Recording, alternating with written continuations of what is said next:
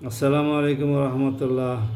সম্মানিত ভাই এবং বোনেরা, আহমেদের 26,528 এবং মুসলিম শরীফের 4,906 নম্বর হাদিসটি একটু বড়, আপনাদের একটু 1 মিনিটের মধ্যে আমি শেষ করে ফেলবো হাদিস বলা, তারপরে সামান্য কিছু আলোচনা ব্যাখ্যা এর উপরে দেওয়ার চেষ্টা করব আমার নিজস্ব তরফ থেকে।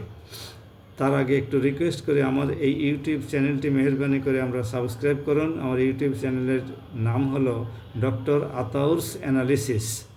I repeat, doctor Ataur's analysis. তাহলে পরে আপনার ফ্রেন্ড লিস্টে যারা আছেন তারা আমার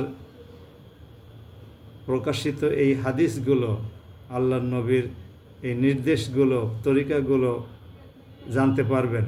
তার মানে বললাম আমি আর শেয়ার করলেন আপনি, সব আপনিও পাবেন ইনশাআল্লাহ আজিজ। কাজে আপনারা আমার এই চ্যানেলটি সাবস্ক্রাইব করুন যদি ভালো লাগে। বিসমিল্লাহির রহমানির রহিম। উম্মুল মুমিনিন উম্মে সালমা হিন্দ বিনতে আবি উমাইয়া হুজাইফা রাদিয়াল্লাহু আনহা কর্তৃক বর্ণিত। রাসূলুল্লাহ সাল্লাল্লাহু আলাইহি সাল্লাম বলেন, অদূর ভবিষ্যতে তোমাদের উপর এমন শাসকবৃন্দ নিয়োগ করা হবে যাদের কিছু কাজ তোমরা ভালো দেখবে এবং কিছু কাজ গর্হিত।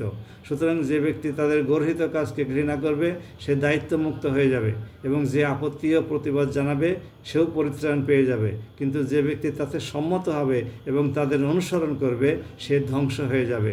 সাহাবীগণ বললেন, হে আল্লাহর রাসূল, আমরা কি তাদের বিরুদ্ধে যুদ্ধ করব না? তিনি বললেন, না, যে পর্যন্ত তারা তোমাদের মধ্যে নামাজ কায়েম করবে।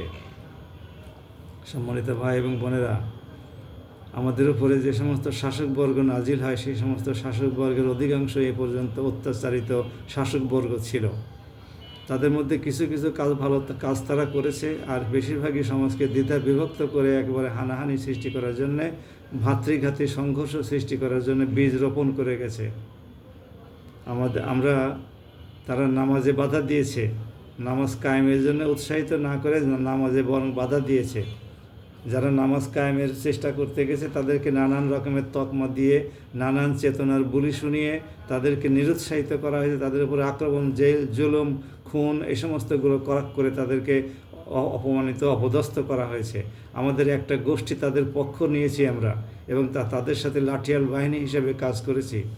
অবস্থার পরিবর্তন হওয়ায় এখন অনেকটা অবস্থার উন্নতি ঘটেছে। আসুন আমরা এই অবস্থার উন্নতি যাতে আগামীতেও অক্ষুণ্ণ থাকে সেই জন্য মহান আল্লাহর দরবারে সত্যের পক্ষে থাকি এবং অন্যায়ের বিরুদ্ধে সীসাঢালা প্রাচীরের মতো প্রতিরোধ গড়ে তুলি। তাহলেই অন্যায় নিরুৎসাহিত হবে এবং আস্তে আস্তে আমাদের সমাজ, আমাদের ভবিষ্যৎ বংশধর শান্তির বাংলাদেশে অবস্থান করার গ্যারান্টি পাওয়ার দিকে এগিয়ে যাবে ইনশাআল্লাহ। দয়াময় আল্লাহ আমাদের দেশটাকে সুন্দরভাবে চলার তৌফিক দান করুন এবং একজন ন্যায়বান শাসক নিয়োগ করতে থাকুন একের পর এক। এই জন্যে আমাদের গোটা জাতির সমর্থন, সহযোগিতা এবং প্রার্থনা লাগবে। আল্লাহর কাছে তওবা করতে হবে, আল্লাহর কাছে কামনা করতে হবে যেন আমাদের উপরে ন্যায়পরায়ণ শাসক নিযুক্ত হয়। আর যদি আমরা অপরাধী হই তাহলে আমাদের উপরে অপরাধী শাসক, জালিম শাসক নিয়োগ করা হবে। অতীতে তাই ঘটেছে, আমরা তো ভুল করেছি। অতীতে আমাদের ভুলের জন্যই তো এই সমস্তগুলো আল্লাহ পাকের তরফ থেকে জালিম শাসক নিয়োগ করা হয়েছে। আমরা এই জালিমদের হাতে আর অর্পিত হতে চাই না। সবাই ভালো থাকুন। আসসালামু আলাইকুম।